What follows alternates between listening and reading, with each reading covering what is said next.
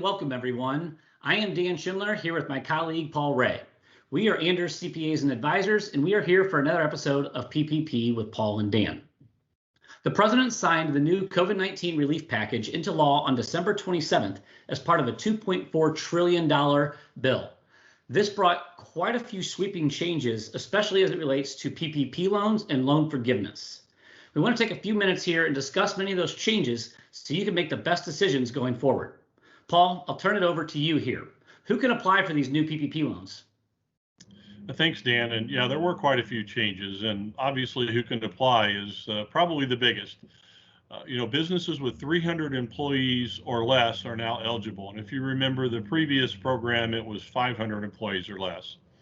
You also are going to have needed to have seen a 25% reduction in gross sales in any calendar quarter as compared to that same quarter in 2019.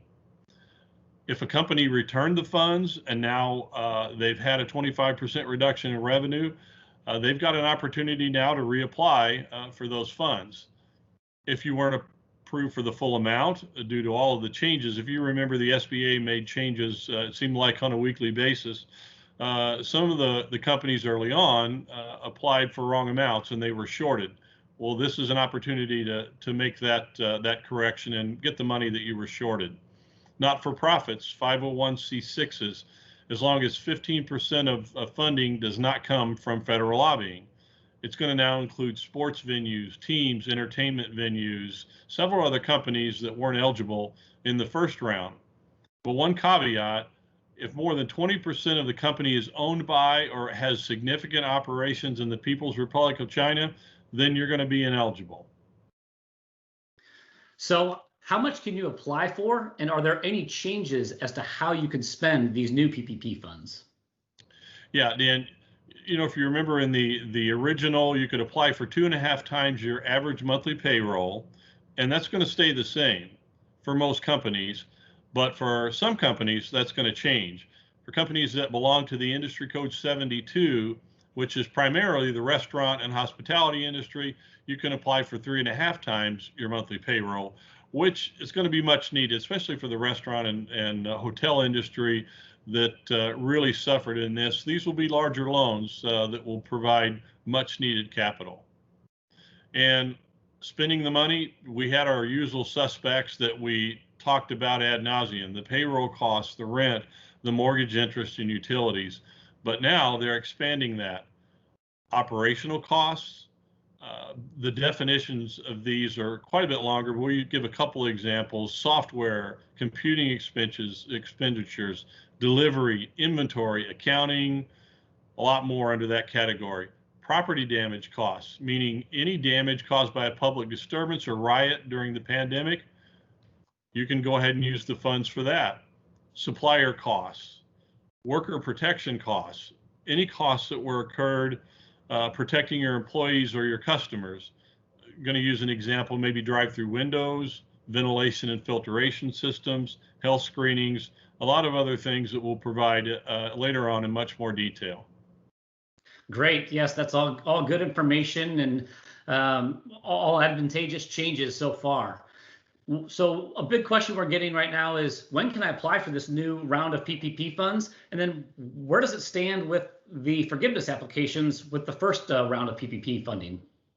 Well, that may be the $100,000 question, when can I apply? Well, once this was approved last night by the president, it became law. The SBA then has 17 days really to provide guidance to the lenders, advisors out there, kind of giving an idea of what's next. So the most important thing is just communicate with your bank, because we don't expect that this is going to be immediate, that you can apply tomorrow. The banks are probably going to need a couple weeks to wait for that guidance, or maybe even a little longer before they really start accepting your applications for new money. So that brings us to kind of that last point is, okay, if that's the case, I'm waiting to apply for new money. What's still happening with the forgiveness process for loans that are in the first round? You may be right in the middle of applying for forgiveness. Well, again, we'll kind of go back to the SBA, and they have 17 days, as we said earlier, to get some clarification. So many of the banks are around the country are suspending their forgiveness portals until they get further guidance. It's obviously going to provide either a complete ban on applying for, or maybe just a limited basis. More to come on that. But one thing's for certain: if your loan's under 150,000, there's no sound reason to apply at all at the moment, because the SBA is creating a one-page forgiveness option. So we won't go as far as saying that that's automatic forgiveness, but it's a very easy one-page document that you'll be able to fill out and get forgiveness, and that will be created during that same period of time by the SBA. So what about the folks that are above 150? We're sort of sticking to that same story that we've said all along, that if you really feel like you're going to get 100% forgiveness with payroll costs and your bank is still allowing you to apply, you certainly can do that.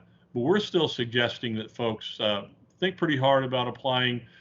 We've noticed in some of the stimulus packages, especially the most recent, some of the things become more favorable for forgiveness, and being a little more patient sometimes can cost you time and aggravation in the end. So, Dan, the whole process here is that more help is on the way, and it's going to take a couple more weeks to work its way through. But I think through patience and time, folks will really take advantage of this, and it will certainly help the companies that need it the most. Yeah, thanks, Paul. One last big change that we have been cautiously optimistic on: this new legislation fixes a previous IRS stance and now allows for borrowers to deduct the PPP expenses. So the forgiveness of the PPP loan is not taxable income, but you will now get to also deduct those expenses you use with those PPP funds. So thanks, Paul. All great information, certainly a lot of positive information.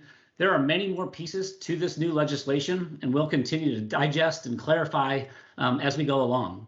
With that, we'll wrap up this episode and see you next week for another edition of PPP with Paul and Dan.